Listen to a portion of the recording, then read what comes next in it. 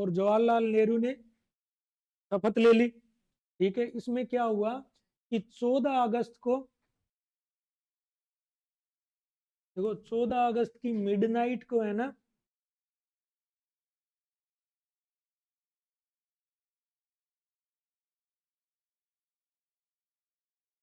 14 अगस्त की मिडनाइट को 11 बजे जो संसद है, देखो संविधान सभा बन गई थी कैबिनेट मिशन प्लान से, तो उस कॉन्स्टिट्यूंट असेंबली की बैठक हुई पुरानी वाली संसद में। राजेंद्र प्रसाद अध्यक्ष थे। रात को 11 बजे की बात है, जवाहरलाल नेहरू को देश का पहला प्राइम मिनिस्टर बना दिया। और यही इनका वो जो प्रसिद्ध भाषण है, नीति से मिलन ट्रिस्ट विद दी डेस्टिनी, हुआ तो पूरी दुनिया सॉरी योगी राम, एक नवीन युग में प्रवेश करने जा रहे हैं। यही इनके साथ 15 मंत्रियों ने शपथ ले ली। 15 नहीं, वैसे 2 बिना पोर्टफोलियो वाले मंत्री भी थे। 15 में सरदार वल्लभ भाई पटेल उप प्रधानमंत्री प्लस गृह मंत्री, जगजीवन राम श्रम मंत्री हो गए, बलदेव सिंह रक्षा मंत्री हो गए, जोन मथाई थे, CH भाभा वाणिज्य मंत्री हो गए। ऐसे करके खूब सारे, मतलब 15 मिनिस्टर्स ने शपथ ले ली।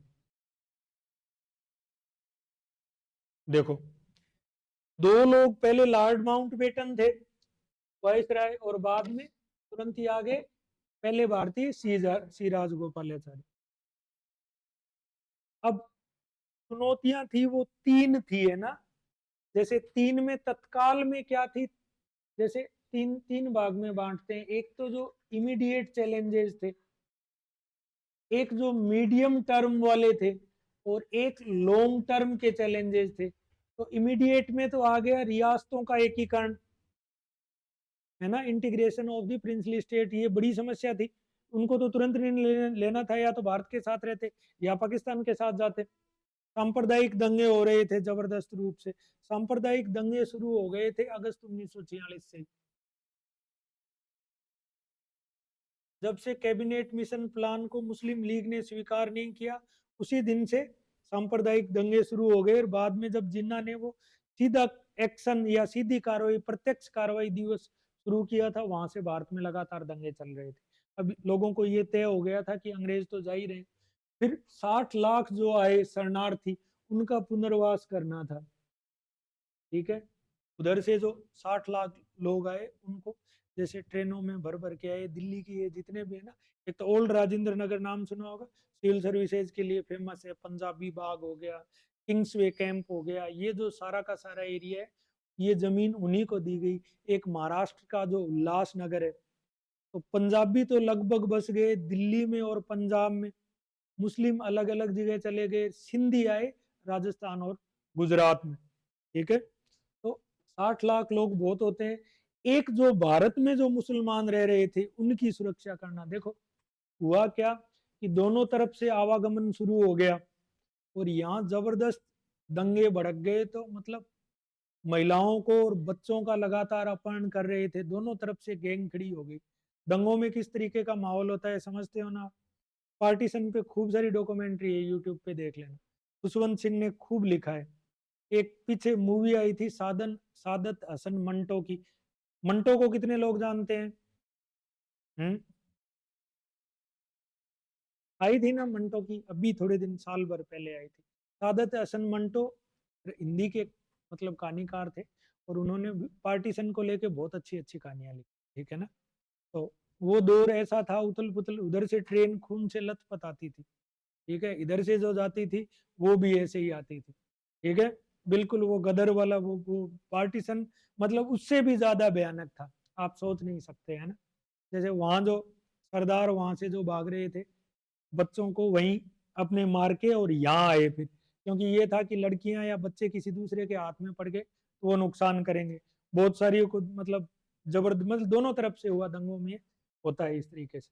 ठीक है, फिर थी एक पाकिस्तान के साथ युद्ध डालना चाह रहे थे, क्योंकि आपको ध्यान हो तो 1948 में कबायलियों ने आक्रमण कर दिया था। ठीक है, एक कम्युनिस्ट विद्रोह था। देखो कम्युनिस्ट विद्रोह इसलिए हो रहा था कि इस टाइम जो जो जैसे दुनिया के अपने कुछ पड़ोसी देश थे, एक तो म्यांमार में कम्युनिस्ट पार्टी आ गई थी।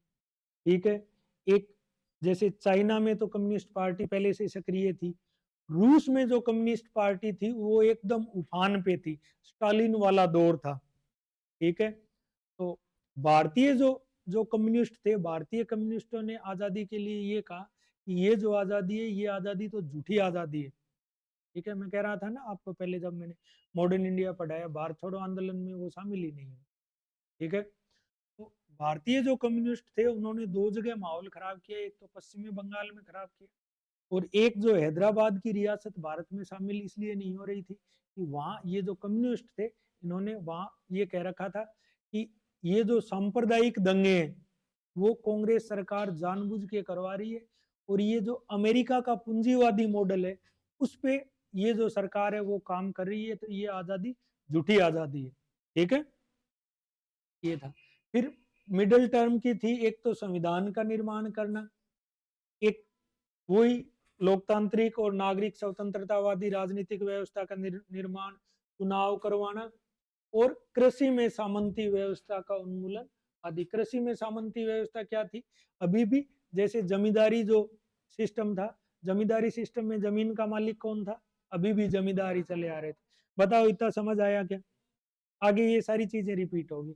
ये मिडिल टर्म की थी, और लॉन्ग टर्म की क्या थी भी, एक तो राष्ट्रीय एकता का निर्माण था, गरीबी उन्मूलन, मतलब abolition of poverty, national integrity and economic development, ये लॉन्ग टर्म के थे। ठीक है, प्लस जो रेड क्लिफ सीमा थी और सांप्रदायिक दंगे थे उसके बारे में। ठीक है, तो देखो रेड क्लिफ लाइन क्या थी, और देखो मैं लाइंस क्लियर करता हूं आपको, है ना।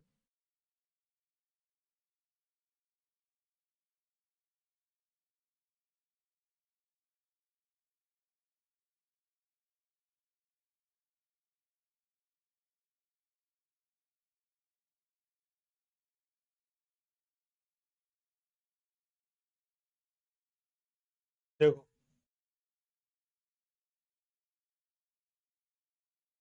जो रेड क्लिफ लाइन है ना, रेड क्लिफ लाइन है ये इंडिया पाकिस्तान के बीच में जो है, को पता नहीं क्या हो जाता है। देखो ये यहां से लेके, एक तो ये यहां तक वाली इंडिया पाकिस्तान के बीच की है ना, और दूसरी रेड क्लिफ लाइन भारत और बांग्लादेश के बीच की है। ठीक है, मैकमोहन रेखा कौन सी है, इंडिया और चाइना के बीच में हो गई।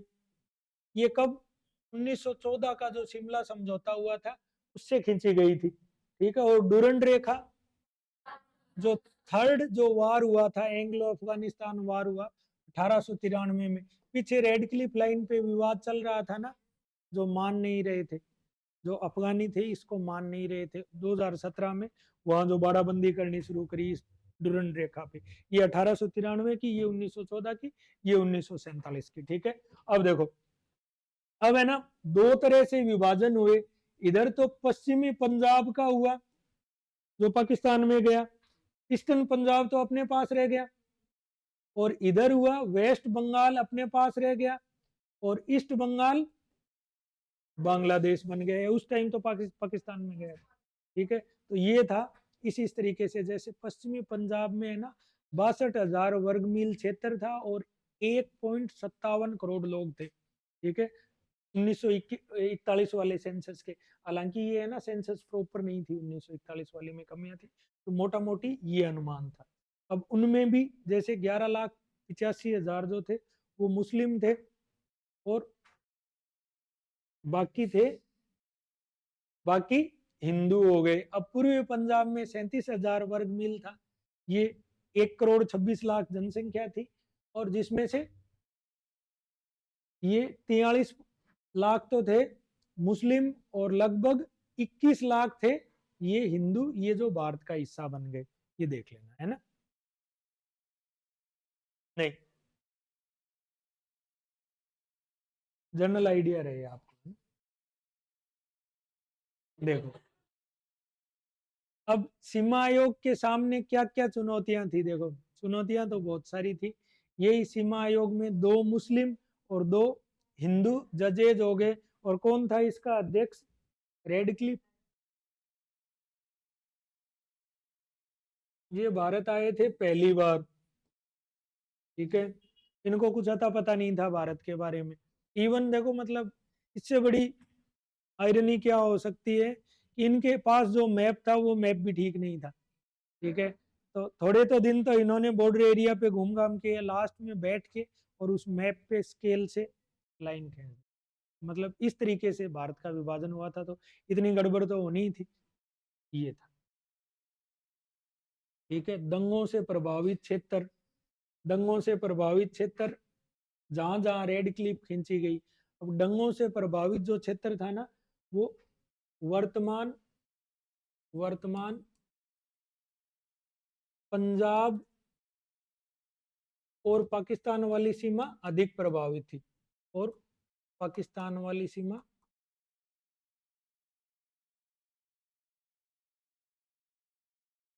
अधिक प्रभावित। और गांधी जी जैसे ही देश आजाद हुआ उससे पहले भी आपको ध्यान हो तो 1946 से लगातार पश्चिम बंगाल और बिहार में घूम रहे थे दंगे रोकने के लिए।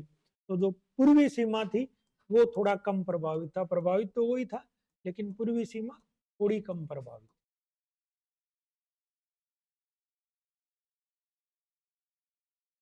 अब आओ आगे,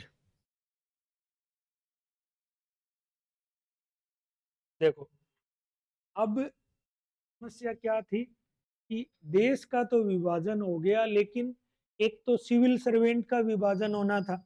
तो सिविल सर्वेंट को ये ऑप्शन दे दिया कौन सा भारत में रहना चाहता है, कौन सा पाकिस्तान में जाना चाहता है। लेकिन ये काम लेट हुआ, ये जल्दी हो जाना चाहिए था। और ठीक ऐसे ही सेना का विभाजन होना था। अब नागरिक प्रशासन में पुलिस भी आ गई। तो अगर 15 अगस्त से पहले ये विभाजन हो चुका होता तो फिर दंगे कंट्रोल हो सकते थे। दंगे किस स्थिति में कंट्रोल नहीं हुए कि वहां जो मतलब जो ब्रिटिशर्स थे, ब्रिटेन का जो अपना इंडिया का जो कमांडर इन चीफ था वो तो यहाँ से, और ब्रिटिश ऑफिसर थे वो सारे के सारे वहां जाना चाहते थे। कुछ नेहरू जी के भी यहाँ थोड़ा सा वो रहा कि वो डिसीजन नहीं ले पाए। एक 50,000 की सेना तैयार करी गई थी, वही जो जो बाउंड्री के लिए कि जो सीमा रेखा का विभाजन है उसको वो ठीक तरीके से मेंटेन कर ले, वहाँ लो एंड ऑर्डर मेंटेन बना के रखे। उसमें यूरोपियन ऑफिसर्स थे तो नेहरू जी ने इस बात के लिए परमिशन नहीं दी, ठीक है। तो जो जो सांप्रदायिक दंगे और ज्यादा, जब कोई रोकने टोकने वाला नहीं होगा तो आदमी तो फिर ऐसा ही करेगा, ठीक है ना।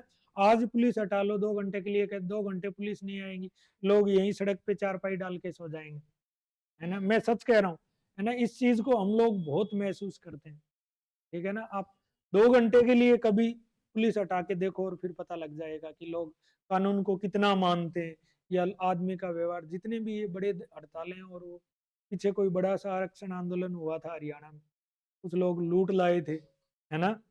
या जो बेचारे ज्यादा भीड़ हो जाती है तो ये गरीब जो है रेडिया वाले, ये मानव का मूल स्वभाव है, उत्पात करता है। वो रुकता किसके भय से? कानून के भय से, ठीक है ना।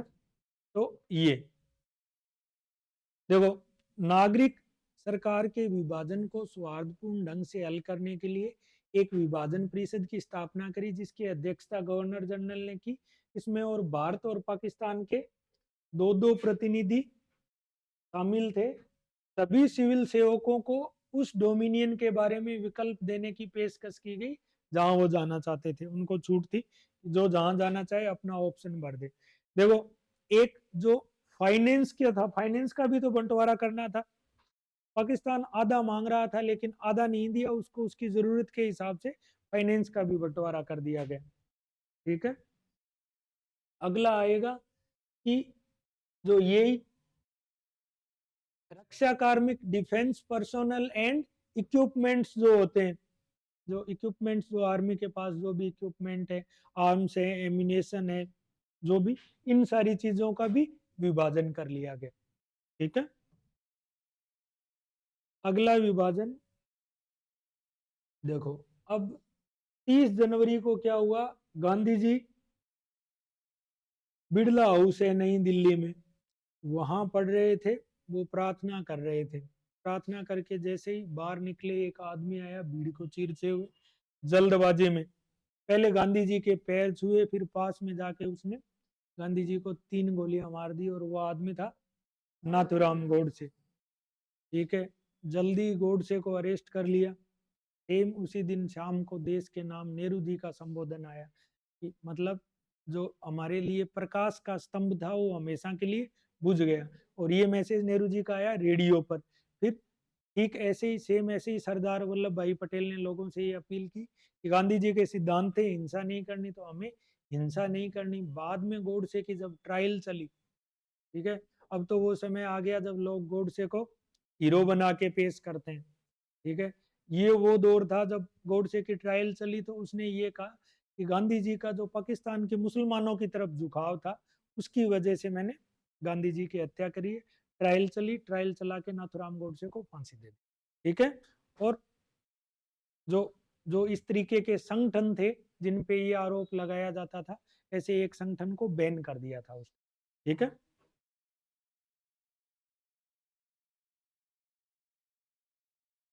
ठीक है। अब ये जो शरणार्थी थे, इनका ये देखो सांप्रदायिकता और राष्ट्रवाद की गलत व्याख्या। देखो राष्ट्रवाद, एक तो राष्ट्रवाद है अपने देश से प्रेम करना, एक राष्ट्रवाद की दूसरी व्याख्या है हिंदू राष्ट्रवाद। ठीक है, हिंदू राष्ट्रवाद मतलब ये देश केवल हिंदुओं का है, तो ये कोई हिंदूवादी संगठन से जुड़ा हुआ था। ठीक है, कौन से जुड़ा हुआ था? ठीक है, अब ये शरणार्थी थे तो दिल्ली में इनके लिए व्यवस्था करी गई। ठीक है, एक अलग से इनके लिए मिनिस्ट्री बनाई गई, और दिल्ली में ये किंग्स ओल्ड राजेंद्र नगर और जहां भी थे, अब इनकी चौथी पांचवी पीढ़ी चल रही है। ठीक है, अपने यहाँ जो बावलपुरी अरोड़ा है तुम्हारे, कोई है क्या बावलपुरी अरोड़ा तुम में से? कौन है? एक भी अरोड़ा नहीं? बावलपुरी अरोड़ा वो हैं जो पाकिस्तान से हैं, वही है ना? तुम्हें नहीं पता, मैं बता देता हूँ, पूछना घर जाके, है ना, पाकिस्तान से। ठीक है, अब पूर्वी पंजाब में ये सरकार ने इनको इंडस्ट्रियल ट्रेनिंग दी ताकि ये अपना कुछ काम काम कर सके। देखो, अब बात करते हैं बंगाल की। इनको ये जमीन दी गई, कृषि ऋण दिए गए, सब्सिडी दी गई। ठीक है, ठीक है। बंगाल में देखो, बंगाल में क्या हुआ, बंगाल में दंगे हो गए। जैसे बंगाल में दंगे हुए, और बंगाल वाले दंगों के कंसिक्वेंसेज में बिहार में दंगे हो गए। ठीक है, और ये मतलब कृषकों का विरोध था। तो कृषकों ने जब आंदोलन किया अपने जमींदारों के विरुद्ध, तो एक हिंदू था एक मुस्लिम था, और वो सेम वाइस वर्षा वो चीज घटित होगी बिहार में। तो बंगाल और बिहार में दंगे हुए। देखो 1948 तक उच्च जाति भूमिहीन मध्यम वर्ग के हिंदुओं का केवल एक छोटा सा व्यक्तिगत स्तर पर संपत्ति या नौकरियों को करके बंगाल में स्थानांतरित हुआ। लेकिन खुलना एक बंगाल में जगह जहां से हिंसा हुई। फिर यहाँ मुस्लिम विरोधी दंगे हो गए, तो जो मुसलमान थे वो पाकिस्तान को, यहाँ पश्चिमी बंगाल को छोड़ के चले गए पूर्वी बंगाल में। देखो, ये समझौता हुआ था, अल्पसंख्यकों पर समझौता हुआ। पाकिस्तान के प्रधानमंत्री थे उस समय लियाकत अली खान। इसको लियाकत नेहरू समझौता कहते हैं, लियाकत नेहरू समझौता। लियाकत नेहरू अल्पसंख्यकों पर दिल्ली समझौता। शरणार्थियों की समस्याओं को हल करने और दोनों देशों में विशेषकर बंगाल में सांप्रदायिक शांति बहाल करने के लिए भारतीय प्रधानमंत्री जवाहरलाल नेहरू और पाकिस्तान प्रधानमंत्री लियाकत अली खान ने एक समझौते पर हस्ताक्षर किए। ये 1950 में हुआ था। ठीक है, अब दोनों ओर के दंगों की जांच के लिए आयोग वो कर दिया, और ये हो गए। भारत में कौन कौन से कैंप थे? लाजपत नगर हो गया एक, तो राजेंद्र नगर, पंजाबी बाग, निजामुद्दीन, किंग्सवे कैंप। ठीक है, ये आज दिल्ली के सबसे रिच एरिया हैं। अब जो जो पाकिस्तान से जो लोग आए थे वो पंजाब हरियाणा में बसे, हिमाचल में चले गए। हिंदी जो थे वो गुजरात, महाराष्ट्र, राजस्थान, मध्य प्रदेश में बस गए। और महाराष्ट्र में उल्लासनगर एक नया शहर बसाया गया है ना, उल्लास का मतलब खुशी होता है ना, उल्लासनगर नया शहर बसाया, जो सिंध से जो जो मुसलमान आए थे। अब देखो, अब जो अपने कम्युनिस्ट थे उनका क्या रवैया था जब देश आजाद हुआ। कम्युनिस्टों ने देश आजाद होने का स्वागत नहीं किया। उन्होंने ये कहा कि ये जो स्वतंत्रता है ये तो झूठी है ना। तो कम्युनिस्टों ने भारतीय स्वतंत्रता को झूठी स्वतंत्रता बताया।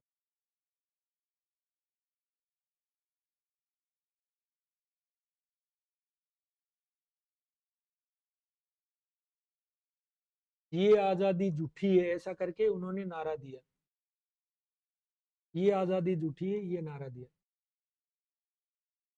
और ये कहा कि जो कांग्रेस की सरकार है अभी वाली, वो किसके कहने पर काम कर रही है, अमेरिका की पूंजीवादी सरकार के इशारे पर काम कर रही है, अमेरिका की पूंजीवादी सरकार के इशारे पर। क्योंकि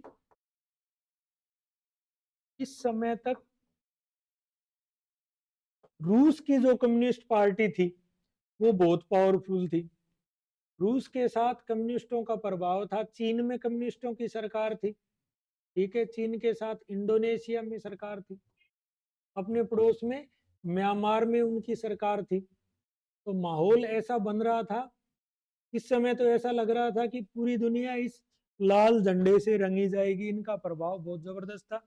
और जो रूसी साम्यवादी थे वो कट्टर दुश्मन किसके थे, अमेरिका के कट्टर दुश्मन थे। वो ये कहते थे कि अमेरिका है वो साम्राज्यवादी जो शक्तियां हैं, जो इंग्लैंड जैसी, उनको सपोर्ट करता है। तो इंडियन जो कम्युनिस्ट थे उन्होंने शुरू शुरू में विरोध किया, और विरोध करने की वजह से जो हैदराबाद की रियासत थी वो भारत में विलय नहीं हो रही थी। बाद में इंडियन आर्मी ने जोर देके और उनको कंट्रोल में किया। और जो तेलंगाना अब बना है, उस तेलंगाना को बनाने के लिए जो इंडियन कम्युनिस्ट थे वो हैदराबाद में उस समय आंदोलन चला रहे थे। और सेम यही काम इन्होंने कहाँ किया, पश्चिमी बंगाल में किया। और इनके नेता नेता कौन कौन थे ऐसे कम्युनिस्ट नेता, एक तो ऐसे डांगे, त्रिपद अमृतलाल डांगे, एक डांगे थे, एक घाटे थे, एस घाटे। ये बड़े बड़े नेता थे जो इस चीज को हवा दे रहे थे। लेकिन फाइनली धीरे धीरे कुछ चीजें ऐसी हुई कि ये भी फाइनली कंट्रोल में आ गए, ठीक है। अब देखो, कम्युनिस्ट आजादी को लेकर सशंकित क्यों थे, वो ये कहते थे कि जो विभाजन के बाद देश में सांप्रदायिक नफरत फैली हुई है, ठीक है, ये जो सांप्रदायिकता है ये देन है कांग्रेस की। देश में ये जो दंगे हुए ये कांग्रेस की नीतियों की वजह से हुए। और इस सांप्रदायिकता से लोगों का ध्यान हटाना है तो हमें खुद को विकल्प के रूप में प्रस्तुत करना पड़ेगा। कांग्रेस पे वो ये आरोप लगाते थे कि ये दंगे आपने फैलाए। और जनता का दंगों से ध्यान हटाने के लिए, अब अगर आप गौर करते हो ना अभी भी, तो सीपीआई एम के अभी भी या सीपीआई के कोई भी बयान आते हैं तो वो सांप्रदायिक पार्टी नहीं है। सांप्रदायिकता का सीपीआई जबरदस्त रूप से विरोध करती है ना। जैसे सीपीआई वो तो धर्म को तो एक तरीके से वो अफीम के रूप में मानते हैं। तो सीपीआई में जाति वाला भेदभाव वो नहीं है। उन्होंने ये आरोप लगाया कांग्रेस पर कि आपकी वजह से देश में सांप्रदायिक दंगे हुए, तो उन्होंने कांग्रेस का विरोध करना शुरू कर दिया। देखो, उनका मानना था कि विभाजन के बाद देश में फैली सांप्रदायिक नफरत की राजनीति से जनता का ध्यान हटाने के लिए कांग्रेस द्वारा संचालित राज्य के खिलाफ वर्ग संघर्ष और सशस्त्र विद्रोह की नीति आवश्यक थी, ठीक है। वो ये चाहते थे, वो यही वर्ग संघर्ष की बात करते हैं ना। तो और कुछ 1940 के बाद में जैसे चीन में, मलेशिया में, इंडोनेशिया में, फिलीपींस में और बर्मा में कम्युनिस्ट पार्टी की सरकारें बन गई, तो वो और ज्यादा उस समय माहौल ये लग रहा था भी पूरी दुनिया में ही कम्युनिस्ट पार्टी का वो परचम फहरा दिया जाएगा, ठीक है। इस समय जैसे जो रूस में थे, जैसे स्टालिन जो था, स्टालिन की डेथ 1953 में हुई। तो जैसे स्टालिन बहुत पावर में था, जो उसके खिलाफ रूस में कोई बोलता था मतलब उसने लाखों लोगों को मरवा दिया। तो कम्युनिस्ट स्टालिन बहुत पावरफुल था, चाइना की कम्युनिस्ट सरकार थी। चाइना बहुत बड़ा देश है अपने आप में, रूस बहुत बड़ा देश है। तो ये जो भारतीय कम्युनिस्ट थे वो बहुत ज्यादा कॉन्फिडेंस में थे, ठीक है ना। तो ये इस चीज का विरोध कर रहे थे। अब रामचंद्र गुहा का कथन है कि तेलंगाना आंदोलन की शुरुआती सफलताओं से उत्साहित सीपीआई नेतृत्व ने कांग्रेस के प्रति बिखरे मोहभंग को क्रांतिकारी क्षमता के रूप में गलत समझा और इसको लाल भारत की शुरुआत माना। देखो रामचंद्र गुहा गांधी के बाद Bharat step India after Gandhi उन्होंने लिखी है, और वो है सबाल्टन हिस्टोरियन में। जैसे सबाल्टन हिस्टोरियन हुए हैं जो इतिहास की व्याख्या नए तरीके से कर रहे हैं, जो नए इतिहासकार हैं। तो रामचंद्र गुहा ये कहते हैं कि उनको जब आंध्र प्रदेश में कम्युनिस्टों को तेलंगाना आंदोलन के रूप में थोड़ी सफलता मिली, तो उस चीज को वो भुनाना चाह रहे थे, है ना। जैसे तेलंगाना आंदोलन की शुरुआती सफलताओं से उत्साहित सीपीआई नेतृत्व कांग्रेस के प्रति बिखरे मोहभंग को क्रांतिकारी क्षमता के रूप में गलत समझा और इसे लाल भारत की शुरुआत माना। उनको ये लगा जब जैसे वहां हैदराबाद में लोगों ने कांग्रेस का विरोध किया और तेलंगाना की वो लगातार डिमांड कर रहे थे, तो कम्युनिस्ट ही थे वहां तेलंगाना की मांग करने वाले, और उनको ये लगा कि ठीक है लोग तो कांग्रेस के खिलाफ हैं, तो हमारे लिए शुरुआत करने का ठीक समय। देखो अब कम्युनिस्ट आंदोलन कहाँ कहाँ रहा, हैदराबाद और पश्चिमी बंगाल में रहा, ठीक है। और कुछ इसीलिए रहा, ये फैल इसलिए नहीं पाया कि उस समय कांग्रेस के विरोध जैसी कोई बात नहीं थी। शुरुआती जितने भी आम चुनाव है 1952 वाला, फिर 57 वाला, फिर 62 वाला, इसमें जबरदस्त कांग्रेस प्रचंड बहुमत से जीत रही थी। इतने जबरदस्त बहुमत से जीत रही थी कि आप सोच भी नहीं सकते, ठीक है। तो 57 से लेकर 64 तक तो लगातार नेहरू जी प्रधानमंत्री रहे, और कोई सोच नहीं सकता था क्योंकि कांग्रेस ने देश की आजादी में भाग लिया था, तो लोगों की वैसे ही कांग्रेस के प्रति श्रद्धा थी। कम्युनिस्ट आंदोलन हैदराबाद पश्चिमी बंगाल में स्थानीय करत रहा, मतलब वहीं लोकलाइज रहा ये मूवमेंट। जन समर्थन छुटपुट और सशक्त था क्योंकि लोग आजादी के बाद कांग्रेस को अस्वीकार करने के लिए तैयार नहीं थे। सरकार ने कड़ी कार्रवाई करने का फैसला लिया जब हैदराबाद में भारतीय सशस्त्र बलों ने अपनी पुलिस कार्रवाई जारी रखी, और ये करके सीपीआई पे उन्होंने वहां प्रतिबंध लगा दिया, ठीक है। सीपीआई पे प्रतिबंध लगा दिया और अलग से एक अधिनियम पास किया कि इनको जो जो भारत में कम्युनिस्ट नेता हैं इनको बिना ट्रायल चलाए जेल में बंद करे। बाद में ये थे, एक तो अजय घोष था 1950 में, ऐसे डांगे थे श्रीपद अमृतलाल डांगे, और एक एसवी गाटे थे। इन्होंने अपनी दोषपूर्ण रणनीतियों और स्वतंत्र भारत की सच्ची तस्वीर पर ध्यान देने के लिए इन्होंने, है ना, मतलब ये तीन आदमी थे, एक तो अजय घोष हो गया, एक ऐसे डांगे हो गया, एक ऐसे घाटे हो गया। इन्होंने अपनी पार्टी की आलोचना करी इस नीति के लिए कि आप लोग मतलब जैसे इन्होंने अपनी पार्टी की जो ये जो कट्टर नीतियां थी इनकी आलोचना करी, और जैसे ही ये आलोचना करी कम्युनिस्ट धीरे धीरे करके कंट्रोल में आ गए, ठीक है। नतीजन अक्टूबर 1951 में सीपीआई की तीसरी पार्टी कांग्रेस हुई। इनका जो सम्मेलन होता है उसको कांग्रेस कहते हैं, जिसमें एक महत्वपूर्ण बदलाव का समर्थन किया, तो इसके बाद ये भी मान गए, ठीक है। ये है ये चैप्टर। बोलो कोई बात समझ नहीं आई हो तो इतने में। भाई सिंपल सा है। नवोदित राष्ट्र के सामने, न्यू बॉर्न जो देश था जो अभी अभी, इसके सामने क्या चैलेंजेस थे, तीन तरह के चैलेंज थे। शॉर्ट टर्म का तो ये था देश सांप्रदायिक दंगों की आग में झुलस रहा था, ठीक है। एक प्रॉपर तरीके से देश का विभाजन हो जाए, सांप्रदायिक दंगे नहीं हो, लोगों की सुरक्षा हो जाए। मिड टर्म के क्या प्लान थे, प्रॉपर तरीके से बाउंड्री खिंच जाए और देश का संविधान ठीक तरीके से बन जाए। और लॉन्ग टर्म के क्या थे कि एक तो योजना आयोग, मतलब देश का प्लान्ड डेवलपमेंट हो, और एक देश से गरीबी दूर हो, क्योंकि जब छोड़ के गए थे अंग्रेज तो भारत की इकोनॉमी एकदम बर्बाद हो चुकी थी, ये थी। फिर जैसे आगे अगर बात करते हैं तो फिर शरणार्थियों की समस्या की बात करते हैं। लगभग 60 लाख शरणार्थी जो थे वो पाकिस्तान से भारत की तरफ आए। भारत आए तो उनको अलग अलग जगह बसाया गया। ये जैसे अपने दिल्ली में और जयपुर में जिन जिन जगहों के आगे कैंप लगता है ना, सिंधी कैंप है ना जो जयपुर वाला, वो भी यही है। पाकिस्तान से आए हुए सिंधी वहां बहुत लंबे टाइम तक रुके थे। ठीक है। और यह दिल्ली वाला जो किंग्सवे कैंप है, धीरे धीरे करके वो ठीक हो गए। तो नई समस्या किसने पैदा करी? नई समस्या पैदा करी कम्युनिस्टों ने। उन्होंने पश्चिमी बंगाल में अपना बेस तैयार किया और दूसरा बेस तैयार किया जो हैदराबाद में। हैदराबाद में उन्होंने जैसे नए तेलंगाना की मांग को उठाया, लेकिन सरकार ने सेना द्वारा कार्रवाई करके हैदराबाद को मिला लिया। कम्युनिस्टों ने देश आजाद होते ही ये नारा दिया कि ये आजादी झूठी है, और कांग्रेस सरकार पे ये आरोप लगाया कि एक तो ये चला के सांप्रदायिक दंगे भड़का रही है, और ये जो अमेरिकी पूंजीवादी सरकार है उनके कहने पे काम कर रही है। लेकिन तीन जो इनके नेता थे, अजय घोष, डांगे और घाटे, ने अपनी पार्टी को फटकारा। फटकारा तो 1951 में वो भी ठीक ट्रैक पर आ गए। तो ये चैलेंज थे जिनसे शुरू शुरू में अपन निपट लिया। आगे कल शुरू करेंगे अपन नेहरू युग। नेहरू युग में क्या क्या काम हो। ठीक है।